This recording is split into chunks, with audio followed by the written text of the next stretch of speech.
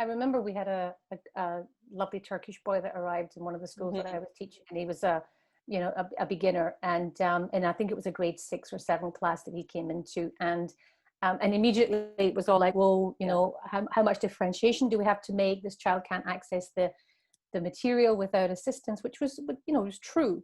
But I remember sitting with him and saying, oh, where'd you come from? And he was like, Istanbul. And I said, I really love Turkish jam. It's the best jam in the world. And, I love it.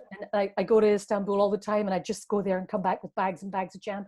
And I could see he was looking at me, but through that, I was making a connection that we value where you come from. Now, okay, the curriculum was, maybe an IB or UK, I can't remember what school it was. But, at the end of the day, I was saying to him, you matter.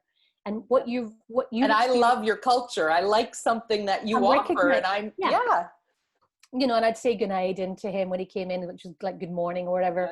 And just by doing those tiny little things, it made him affirmed his culture. Really, he was like a little peacock, and he would come in, and all of a sudden it wasn't, that I was saying to him, okay, we know that you're English. You're just starting to learn it, and by all means it might be a struggle at sometimes, you might get very frustrated, but hey, you have a great asset that you have, and that's your Turkish background. Not just the Turkish jam, but there's more to it. No, but there's a huge world of Ottoman culture and all of that before that you can bring to the classroom and can share. And so that had just those tiny little tips, and that really help that child to assimilate and feel wanted and welcomed much more into the classroom environment.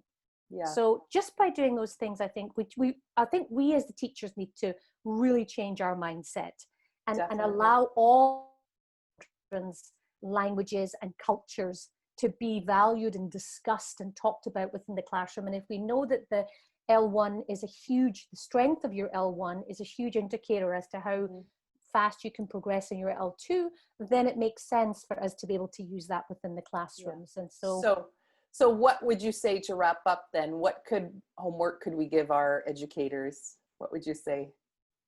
I think go into your classroom and just look around and try and identify who are bilingual and multilingual students within your class, because you'll probably find you have some students who are so fluent, like Jim Cummins, Bix and Calp, they're so fluent orally in English because they've been at the school for quite a few number of years that in your mindset, you probably don't think of them as a bilingual anymore. And really just have a look and identify whichever child has a language other than English at home. Yeah, and I think you'll be surprised. I would also encourage you to possibly make that shift to more inclusive language at your school. We have a number of teachers that have done that, or schools even that have switched to calling their students bilinguals and multilinguals. And that's made a wonderful change and opened up a lot of potential opportunities for their students. So we just would love to leave it at that.